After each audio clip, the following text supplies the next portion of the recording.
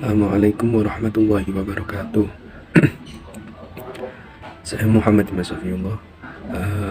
Di sini saya akan mereview makalah dari kelompok 9 mata kuliah penyelesaian sengketa ekonomi syariah.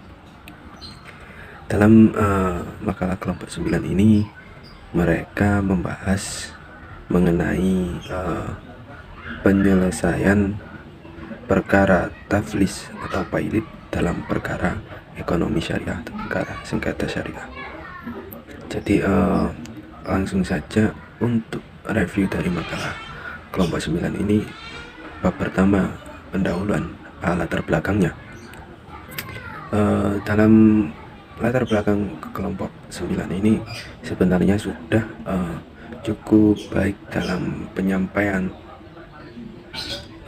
mengapa mereka membahas mengenai masalah ini. Dalam latar belakangnya dijelaskan undang-undang pasal-pasal dalam praktek ekonomi syariah ini masih belum ada yang mengatur atau memberikan proses bagaimana prosedur untuk menyelesaikan sengketa taflis atau pailit ini dalam undang-undang maupun yang lain. Semuanya hanya ada kaitannya. Jadi belum ada yang mengatur khusus mengenai perkara taflis atau pailit ini. Jadi itulah mengapa latar belakang dari kelompok 9 ini mengangkat atau membahas mengenai masalah ini. Namun penyampaiannya masih kurang gamblang untuk pembaca. Ya, kemudian selanjutnya yaitu mengenai bab 2 dari makalah kelompok 9 ini. Pembahasan yakni pertama yaitu pembahasan mengenai pengertian taflis atau pailit ini.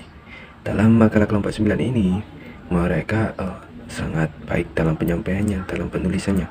Karena apa? Karena dalam makalah kelompok 9 ini, dalam pembahasannya mereka menyebutkan beberapa pengertian, bahkan banyak dari tokoh-tokoh yang terkenal ataupun dari penjelasan-penjelasan seorang ilmuwan atau ahli. Jadi mengenai pengertian taflis atau pailit ini mereka menyebutkan sangat banyak, menyampaikan sangat banyak pengertian dari taflis atau pailit ini.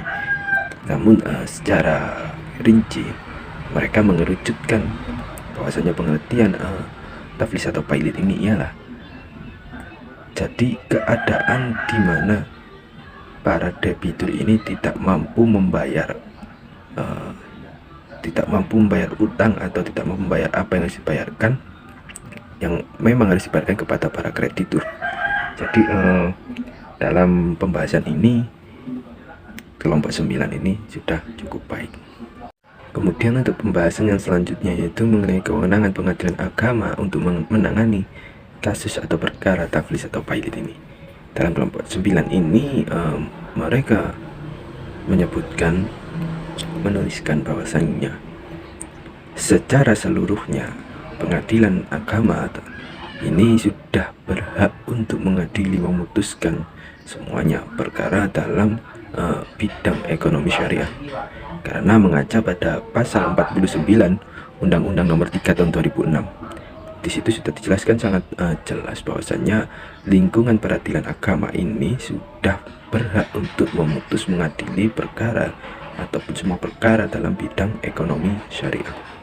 Kemudian untuk mengenai pembahasan yang selanjutnya mengenai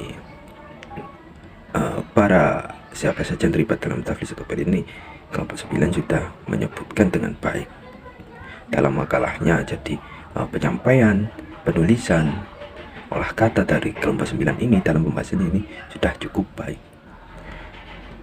Kemudian yang terakhir yaitu bab 3. Dalam bab 3 makalah kelompok 9 ini mereka sudah menyimpulkan dengan baik agar pembaca ini lebih mudah memahami dari makalahnya. Jadi dalam makalah kelompok 9 ini secara keseluruhan ini memang sudah cukup baik, dari cara penyampaian, dari cara penulisan, kemudian dari cara pengambilan referensi. Ini secara keseluruhannya sudah cukup baik menurut saya. Jadi untuk pembahasan mengenai penyelesaian sengketa taflis atau pailit dalam perkara ekonomi syariah yang dibahas oleh kelompok 9 ini sudah cukup untuk memahamkan para pembaca-pembacanya. Cukup sekian review dari saya. Kurang lebihnya saya mohon maaf. Wassalamualaikum warahmatullahi wabarakatuh.